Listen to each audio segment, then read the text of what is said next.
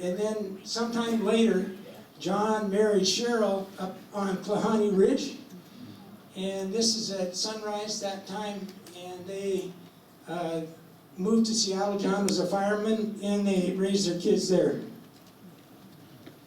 This is Bob Mowberry, veterinarian here, who, when I was having my back trouble years ago, packed us into Camp Wilder up the Elwha, and we spent a week there, and then Bob came in and got us in. He's a wonderful horseman, and we caught lots of fish and had fires. And one thing I learned is that when you travel by horseback, you can sure carry a lot of stuff. fresh vegetables, fresh fruit, fresh meat. Yeah, it was quite an experience. And this is Bob with his favorite horse, Gus. This is Steve Coulter on a trip that he and I did. This is on the backside of Mount Carey. Steve is an electrician here and was at one time foreman of both dams on the Elwha. He was one of the foremen building the water treatment plant on the Elwha when the dams were being taken out. And one time, well, actually that time when we were at Camp Wilder, Steve came in and came in from the Quinault and brought in strawberry daiquiris, and that was pretty nice. This is the legendary Dick Owens when he was about 60. That's Tucker Thompson on the left, Roger Oakes in the middle, and then Gene. And Gene and I were going in opposite directions to the three of them, and they had just been on Olympus and were on their way through the baiting range. Dick had a construction company here. He built the pier downtown. He was a pilot, and he was one of the very early people who really spent a lot of time in the baiting range. This is Roger Oakes. He looked like he was hoarding his food right then. Anyway, Roger and Martha and I and Tucker and Becky Thompson went into Deception Basin one time, had a marvelous time in there, and Roger is a family physician here and now retired. This is Keith Thompson, who knew Billy Everett, knew Boston Charlie, Boston Charlie, Billy Everett, and Keith Thompson were really the three who knew the baiting range the best in the early 1900s and middle 1900s. And this is Keith on Mount Olympus, and on 3 evenings, Roger and I and Tucker interviewed Keith and recorded those conversations back in the early 1980s and made a manuscript out of it. And Keith told us story after story of his time in the Olympics. And he told one story where he was climbing with some Explorer Scouts on Olympus, and they had gone down the route on the summit block, and he had thrown the rope down, and then he was coming down by himself, and he was trying to jump from one ledge to the other, and it was about a 6-inch reach. And as he jumped, he caught his Triconie boots on one ledge, and he did a complete 360-degree rotation and down to the next ledge, but stuck. So I would say he got a 10 on that one. And he said, nobody will believe it, but that's exactly what happened to me. And this is a picture that Keith took in the early 1940s of the Humes Glacier from Queets Basin. And take a look at the size of that glacier at that time. This is Bill Rydell, outdoor ed teacher in Clallam Bay. Builds canoes out of cedar logs for the Makah tribe. And he and I were on a day trip this particular day. And this is at McCartney Pass above Lake Lillian. Bill, at age 70, could do reverse splits. And that's pretty amazing. He could do a full split standing on one leg against the wall. Very flexible guy. A great guy, and fun to travel with because he was like a little kid. He would just see all the stuff that you sort of pass over, but Bill was looking at everything, very observant. And here's a picture of Lake Lillian showing McCartney Pass in the upper right-hand corner there.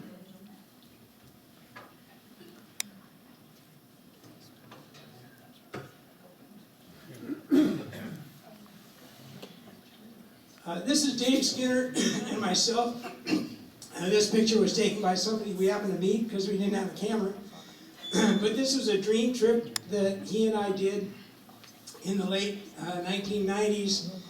A 3-day trip north, down the Bailey Range and over to Olympus and climbed it. And Dave, so we went to Mount Carey the first day, and then the next day we went to the Queets, and then the day after, and then when we were in the Queets, we were supposed to turn around and go back, but I should have known this was coming because Dave was looking over at Olympus saying, what do you think, Sam? Do you think maybe we should just go out that way? And I had never climbed Olympus before.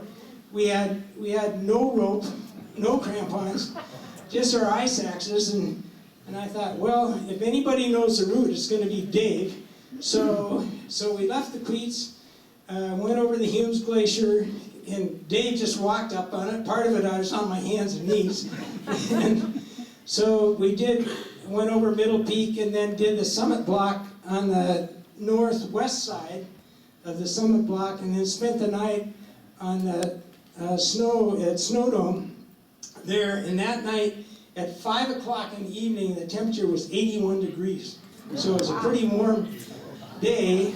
And then we went out down the Hoh, and I should have known when Dave said, let's take these little loppers with us, that there was some trail work in mind. So going out the Hoh, we spent a good part of the time doing lopper work on the brush. And Dave has done so much volunteer work on the trails here. It's incredible. He's a whirlwind. He's about 10 guys in one doing trail work. And if you want a good day's work and be totally exhausted, go with Dave sometime and do trail work.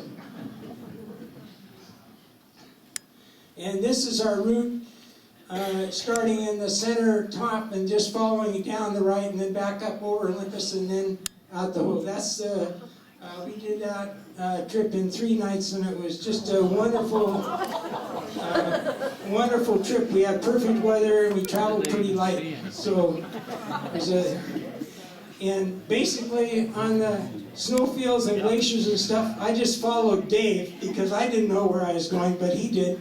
And it was interesting. Dave knows all these Western movies and quotes from them, and we'd be going along, and there'd be a quote from Blazing Saddles or a quote from this movie and this kind of stuff. It was pretty interesting.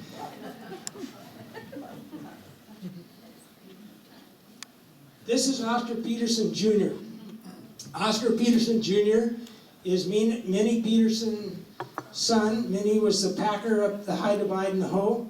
This is in 1945 when Oscar was just returned from the war and was up on the High Divide. And take a look at the Blue Glacier there, how far down it comes.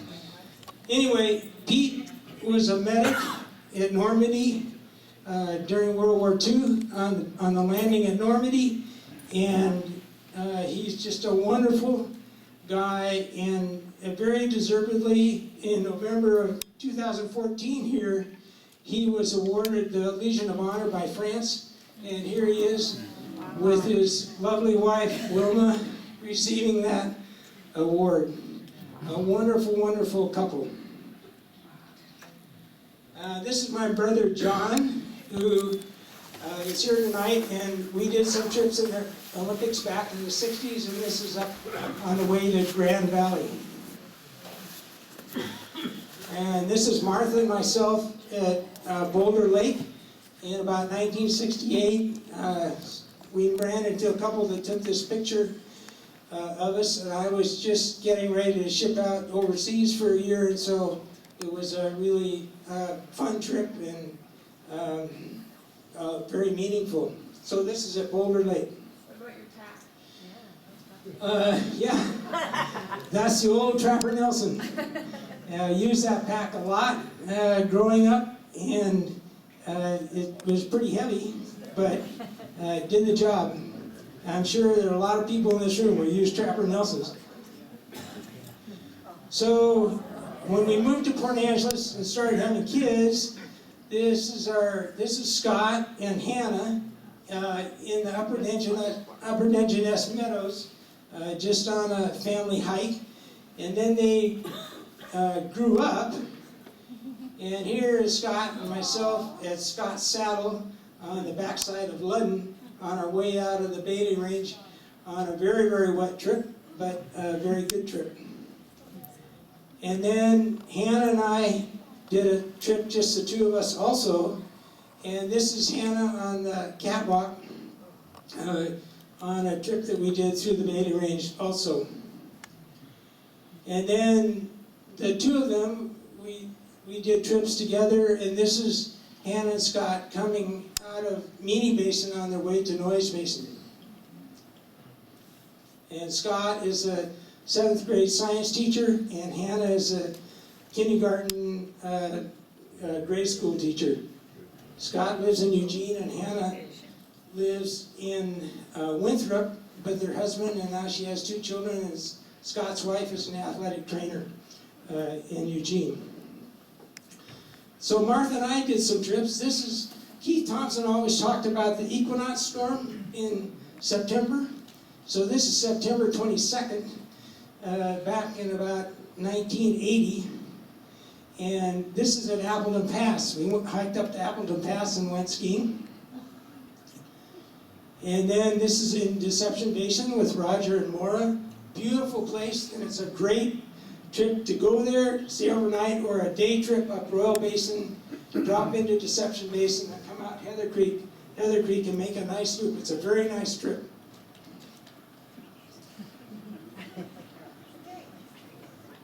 And if you're short on time, you can drive up in the evening, go up to Hurricane Ridge someplace, along out towards Obstruction, stay overnight. And back in the day, we could go to Bonnie's Bakery the day before, get a nice cinnamon roll, and have that for breakfast. And Martha's also been in the Bailey Range.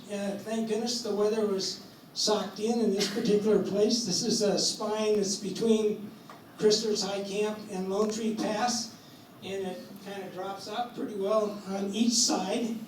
And fortunately we couldn't see too well, but the wind was blowing. It was a pretty cold day, and we had done the traverse of the Bailey, basically just socked in, and it worked pretty well. And I would like to mention that I've never used a GPS, and so all these trips have been with just map and compass, and which is really a lot of fun to do. And sometimes a little bit disconcerting. So skiing, there is skiing here. This is a picture of me in 1953 up at Deer Park and Blue Mountain. And I want you to notice the state-of-the-art equipment. Those skis are Northland skis laminated. The steel edges are screwed-on section edges. The bindings are bear trap type or clamp down type bindings with heel cord, and the skins are canvas. And so we stayed in the lodge there at Deer Park. It was a wonderful, wonderful trip. And then as the kids were growing up, they learned to ski here on the rope tow at Hurricane Ridge. This is Hannah. And this is Scott with the legendary Jack Hughes, who is here tonight, and I'm somewhat embarrassed to be giving this talk because Jack should be giving it. He knows more about these mountains than I do, for sure. Jack and I were on some rescues together back early in the 70s and 80s. One fractured femur out at the water hole during the ski season, for example. Anyway, Jack was great to all of us in those days. He would open the road up as far as he could, and then we'd ski the rest of the way up to the top. Of course, we didn't have the crowds back then in the 70s and 80s, so it was possible to do that. And here's Martha and myself skiing up the ridge.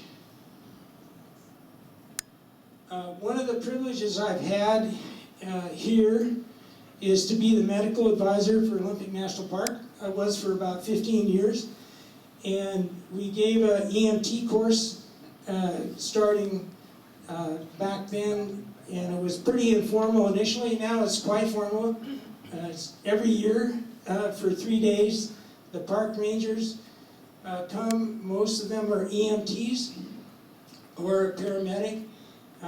And so we have a class to update and refresh a course, EMT course, and practice taking care of patients with injured spine, stabilizing their neck, put them on a backboard, how to improvise a splint for a fractured femur, how to splint a fractured humerus. So we practice these things, and it's been a real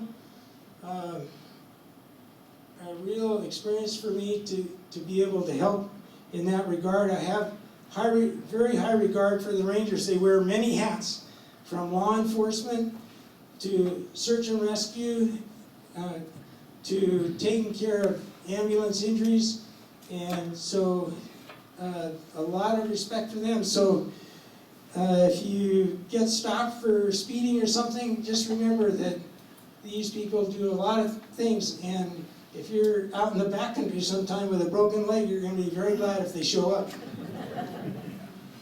So this is Mike Denisowitz, who is now retired. This is when he was working in a national park in the Southwest. He then came to Playlock. He was the backcountry and front country ranger for the Elwha and was in charge of security when the Elwha dams were being taken out, worked with the federal law enforcement people. This is Mark O'Neill, who was at Lake Crescent, now retired, was a swiftwater rescue person, was initially at the Grand Canyon National Park, and 1 year spent 250 days in the Grand Canyon working. So, very experienced guy. This is unfortunately a situation where we're doing a body retrieval out of the Elwha, and Mark is managing a smile. It's a very difficult time. This is Sandy Lustig, whom I think you all know. This is at Marmot Lake by Mount Steele this winter, doing a snow survey, coordinating the snow density data with satellite data for NASA. And Sandy, a very experienced ranger, who is now being trained as a special agent for the Northwest National Parks to work in criminal investigations. A very fine person. And we get involved in some of the rescues in aerovacs. This is Bill Kidner, who is here tonight. He's born and raised in Port Angeles. He got his pilot's license before he got his driver's license. He's flown and hiked all over the park and is a very experienced pilot and hiker. He's also a family physician, and he very graciously agreed to take over my medical advisor position when I wanted to step down, and particularly I wanted him to do that because he's a whole lot smarter than I am. And I can put a plaster poultice on a heart, but he can give you the right medicine, so that's what's the difference. And this picture was taken just like last week by his wife and co-pilot, Kelsey, and flying over the Olympics. And this is a picture they took, and that's Mount Olympus. And I don't know if you can see the geography, but that's the Hogue Glacier in the middle, the Hume Glacier down to the left. Camp Pan right in the middle of the picture is a little bump, and then the snow dome off to the upper right. So it's a very classic picture, dead of winter, and you can see the avalanches. You can see the summits block in the upper middle right. One of the other pleasures I've had is working with the trail crew. This is a volunteer trail crew, our crew. We sometimes supplement the park's own trail crew, which is under the guidance of Larry Lack. Here we are working on the Little River Trail. This is Levon and Bill in the foreground. They're here tonight. They're both teachers. So if you want to work and have fun and listen to stories, but get the work done, work with Levon. If you want to work quietly and have a geometrically precisely fixed trail, work with Bill. This dynamic duo is Jan Holmquist and her brother Jeff, who are really, really good workers. And Jan puts us all to shame because when we go for a trail work day, she does her usual routine of going to the Y at 5 to do a weight workout, goes home and has breakfast, and then comes back to the gym, does a spin workout, and then is nice enough to come at 9 o'clock and work with us on the trail crew. So, unbelievable.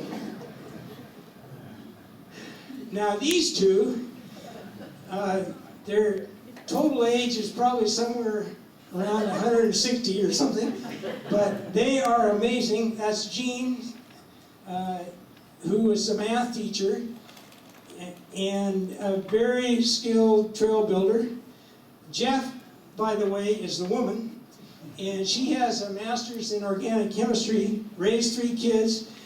If you ever want your chainsaw fixed, she's the one that can do it. She knows chainsaws in and out. She can take them apart and put them back together blindfolded, and she is amazing. And the other thing is, if you're going to work with her, you better be prepared to work all day long and steady. Not so fast, but steady all the time. And this is Rebecca Wanagle, teacher, guitar player, crew leader for WTA, Washington Trails Association, and just a bundle of dynamite in a small package. And here she is using a crosscut saw, obviously to cut this log. I don't think she knows what a chainsaw is because I think she just prefers to use a crosscut saw. She's pretty amazing.